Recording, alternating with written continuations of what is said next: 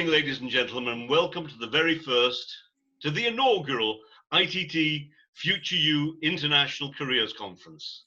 ITT, as you know, is committed to raising standards and to professional development. We're equally committed to support all the amazing talent that we have in our industry and to encourage fresh talent to join from the world out there, this global world of travel and tourism. So this conference is important. It's important in these very uncertain times. It's important for us to be able to give something back to the industry. The travel industry is nothing if not robust and resilient. So ladies and gentlemen, I firmly believe that we will get through these difficult times. There is light at the end of this tunnel. And I want to thank you for joining our wonderful conference today. I'd like also to thank our event partners, Travel Massive.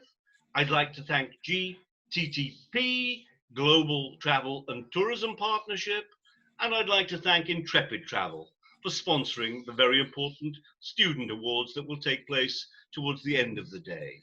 And finally, and most importantly, I'd like to thank our wonderful Education and Training Committee, particularly its leaders, Claire, Paul, and Danny. Thank you for joining. Enjoy the day.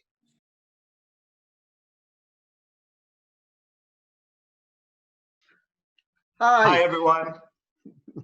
I'm Danny Waine and I'm here on behalf of ITT today. And I'm Paul Cowley and I'm as part of the ITT team as well. Well, we'd like to tell you a little bit more about ITT Future You. The ITT Future You initiative started in 2009. Giving the future generation of the stars of the tourism and travel industry inspiration for their future careers. Since 2009, we've organised events and welcomed more than 15,000 attendees from around the world.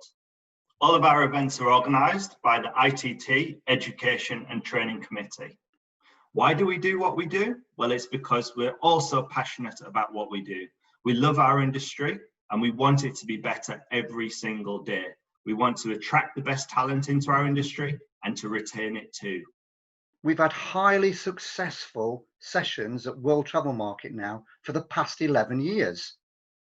ITT Future You brings together industry with education and does three things.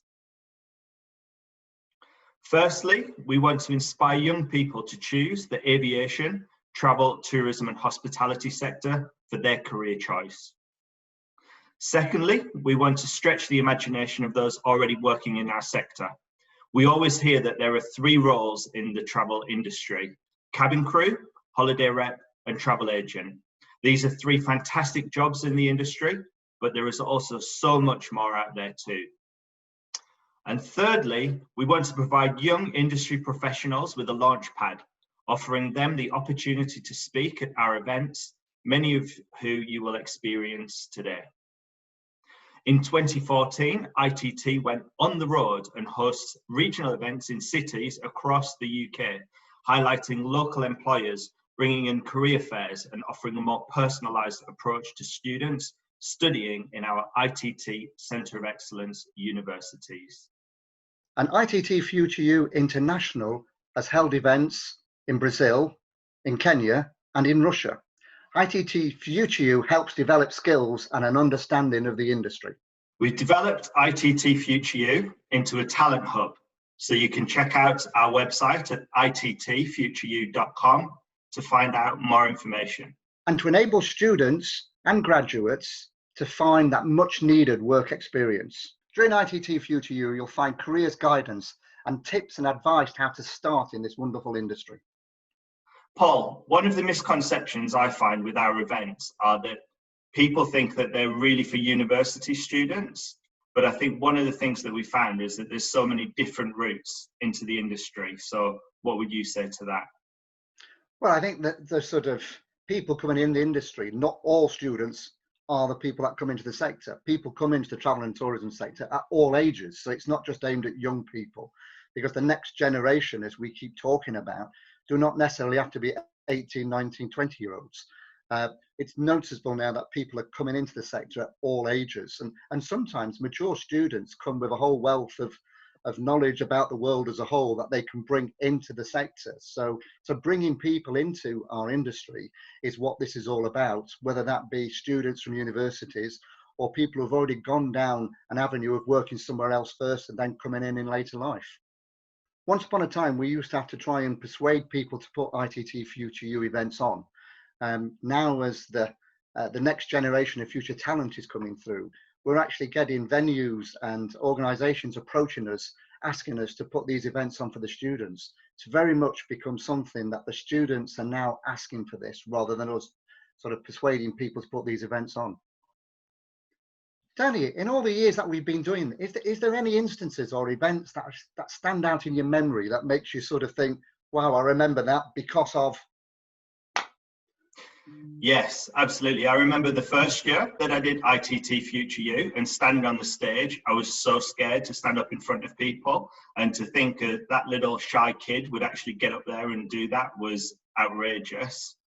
And there was another event at World Travel Market where we had a packed audience one year.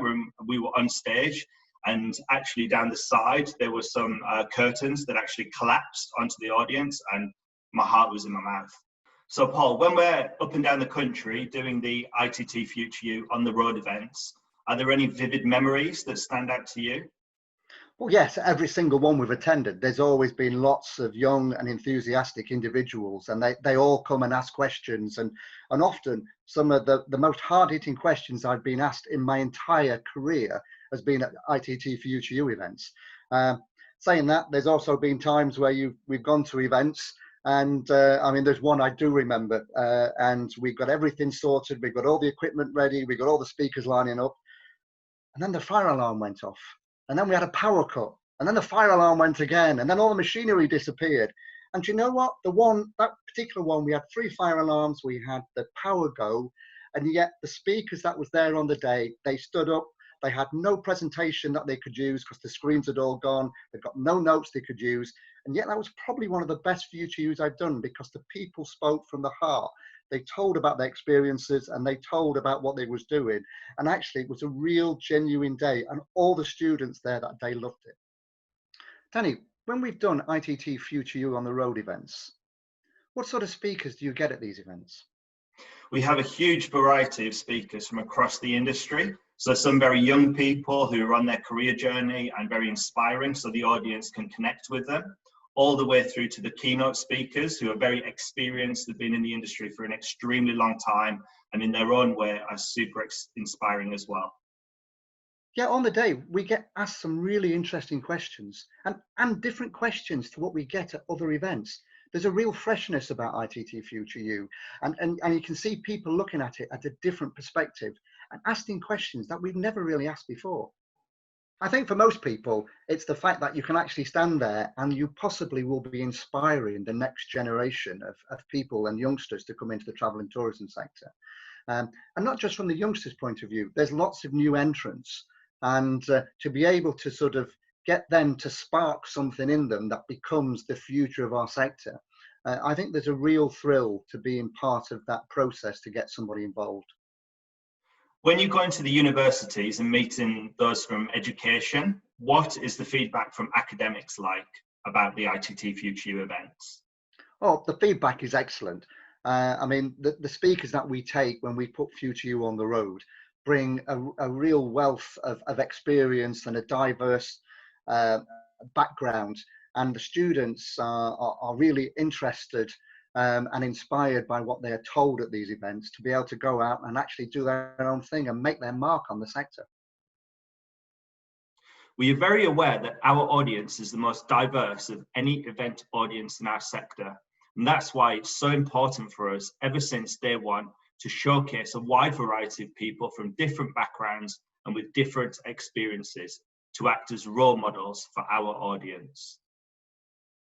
We've already engaged with more than 400 travel and tourism brands, and this leads us to our latest initiative, our first ITT Future U International Careers Conference. Our aim today is to bring together thought leaders from across our global industry, showcase the wide variety of job roles and talent in our sector, and offer tips and practical advice to you, our audience, to take away and implement those on your career journey, no matter whether you're just starting out or you're already on your way. And later today, we'll explore the myth of networking and how that affects the travel and tourism sector. Later today, we'll have the ITT Future You Awards. And I'm sure during the day, you will find out much needed information and updates and trends on the travel and tourism sector. The feedback we've had over the years has been absolutely phenomenal, with stories of attendees following their dreams to travel the world, landing their ideal work placement, securing that perfect job, and along the way sharing the new skills they've learned and confidence they've built by being inspired. There is perhaps a misconception that the ITT Future You events are only for university students, but there are so many routes to enter our industry and to progress. So don't feel like you must conform and you must follow a particular career path, because you don't need to. Get experience, develop new skills, and never stop learning. There is no right way to do this, so do it your way. The ITT stands for the Institute of Travel and Tourism, but for me, the ITT is about being an incubator for top talent, whether this is fresh and new talent to the sector or those already climbing the career ladder. As with all of our events, everyone you are hearing from today has volunteered and given up their time to take part. We want it to be interactive too, so well done on taking the first step to actually being here today. Now the next step is to get involved, engage through the platform and through social media. Ask questions, give your opinion, and build your network. I personally was fortunate enough to be a speaker at our first event in 2009 at WTM. I was so scared, really nervous. I was a very shy kid and I could never imagine being on stage in a room full of people. But I did it, I overcome my fear, and it's given me so many more opportunities. So I really hope today inspires you to follow your dreams. So I'm delighted to welcome you to our first session, an industry outlook. As well as being known for her work with the UNWTO and WTTC, as well as being chair of World Travel Market, this lady is also founder and chairman of Just a Drop, non-exec director at global marketing and PR agency Fin Partners, and also the chair of the African Travel and Tourism Association. Please welcome Fiona Jeffery, OBE.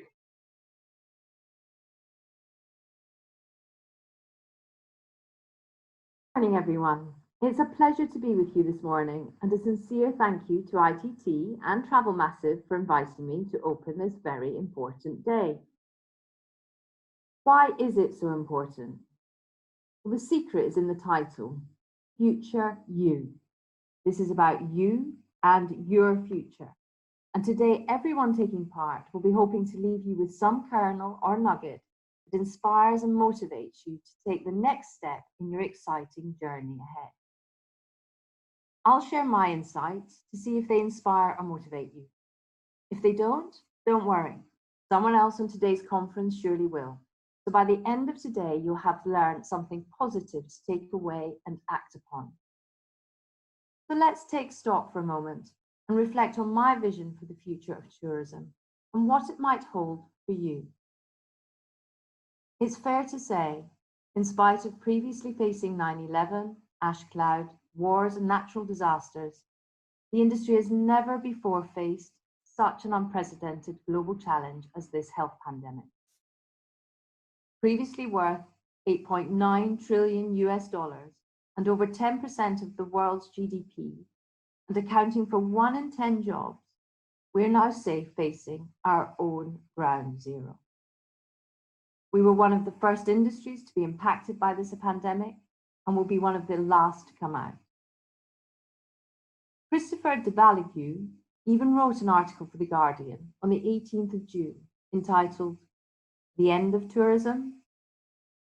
It's an uncomfortable, well-researched article highlighting the negative impacts tourism has on local communities, often creating more harm than good.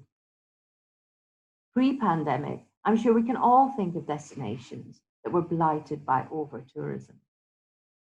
So if I wanted to be prophetic, I could argue that this pandemic is having its revenge in protecting the health of the planet from the tourism industry.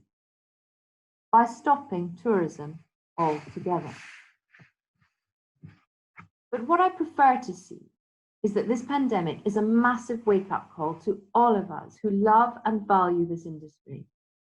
And it's also a massive opportunity to develop and rebuild our industry in a way that's much better than the past. And this is where all of you come in, because you can influence and contribute to this better future. If we want a sustainable industry, we need to evolve our business model and not only run financially successful businesses, tough enough, I accept, but also take account of their social and environmental impact, as well as economic. We refer to it as the triple bottom line: economic, social, and environmental. We have an additional responsibility to protect this planet and its community. Like everything else that's valuable in life, it's about achieving the right balance. Over-tourism is bad, but so is no tourism, on which many millions of lives and livelihoods depend. The secret lies in developing responsible, sustainable tourism and managing it effectively, because then tourism turns from being a potential exploiter to a potential force for good. The former Secretary General of the UN World Tourism Organization, Dr. Taleb Rifai, once said when we hit 1 billion travelers around the world, 1 billion opportunities or 1 billion disasters. Managed well, tourism can be a force for good. But to do this, we need to accept our social and environmental responsibilities and build these into our business model. So how do we develop tourism and become the force for good we often purport but rarely deliver? I have two key recommendations for those of you starting out and a reminder for those already engaged in the industry. Firstly, embrace responsible and sustainable tourism as part of the DNA of your organization. If you're not already aware, familiarize yourself with the United Nations Sustainable Development Goals. These are 17 goals designed to ensure no one on the planet is left behind. They cover areas such as no poverty, no hunger, good health and well-being, education, gender equality, water and sanitation, decent work and economic growth, sustainable cities and communities, responsible consumption, life below water, life on land, climate action, and partnerships. I've cited here 13 of the 17 goals, travel and tourism impacts, which means every tourism business, every individual working in this industry can have a positive impact on the United Nations Sustainable Development Goals if they choose. It's in your hands. My advice is think about your business and consider the synergies it has with any of these goals and where you might make a positive contribution by engaging other colleagues, suppliers, and charities or international organizations that can help support your vision. And if you're in the situation of looking for a role in this sector, then consider the type of company you'd like to join and how you can add value by embracing these principles as an influential voice alongside your role in the business. Sustainability and responsible tourism are not standalone. They need to sweep through an organization, but they need champions. My second recommendation is remember the power of the transformational triangle and collaborate. In this post-COVID world, key to our industry achieving greater resilience is more effective collaboration. The fallout is so extreme that it is only by pulling together that we will emerge stronger. I coined the phrase transformational triangle, as it's something I've used personally throughout my professional life and backs up the achievement of the UN Sustainable Development Goals. If we want to create the right impact, we require effective partnerships. None of us are experts in everything. And if we try, we stretch ourselves too thin and don't do things properly. The transformational triangle looks at the role of government, private sector, and the third sector, NGOs. The cooperative process between these three is fundamental to effective sustainable development and travel and tourism becoming the force for good it claims and wants to be. Governments are responsible for creating the right framework and policies for institutions, businesses, and the NGO sector to operate effectively. Business is the economic driver and the catalyst for change. The third sector, NGOs, secure long-term sustainable delivery on the ground. Each are experts in their own field, but it's the collaboration across all three that generates long-term success and ensures we generate the greatest impact in the most efficient and effective way. What's more, everyone feels they've contributed, including the very people being helped and supported, so it becomes a win-win for everyone. I've seen the power of effective partnership truly transform people's lives, hence its name, the transformational triangle. And to give you an example, Radisson Hotel Group wanted to reduce its water consumption in all its hotels, but at the same time provide access to safe water to local communities. It developed a towel reuse program, and as a result saved millions of gallons of water, achieving significant cost savings. However, with some of those savings, it partnered with the international community development charity Just a Drop. As a consequence, they provided 27,000 people with access to safe water across Asia, Africa, and Latin America who hadn't had it before. And because Just a Drop supports 12 out of 17 of the Sustainable Development Goals, including climate action, education, gender equality, and no poverty, Radisson Hotel Group enhanced their social and environmental impact. This was achieved through their partnership with Just a Drop, but at the same time they helped Just a Drop benefit communities across the world, something neither could have achieved so effectively and easily working alone. So to conclude, the industry is experiencing unprecedented challenges, but with that comes fresh thinking and new opportunities. My biggest fear is that we go back to the way we were. To my mind, that's not good enough. The planet deserves better. Communities deserve better. And our industry has to do better if it wants to remain healthy, resilient, and sustainable for future generations. So my challenge to you is to be the future you want to see. Use these guiding frameworks, the UN Sustainable Development Goals and the Transformational Triangle, to help empower you personally, create principles and partnerships that will help us rebuild and re-engineer our industry, creating better jobs and opportunities, and also becoming, as an industry, a powerful force for good. 1 billion opportunities, not 1 billion disasters. Thank you for listening, and I've made my email available to Claire if anyone has any questions afterwards. Have a fantastic day, and thank you for listening.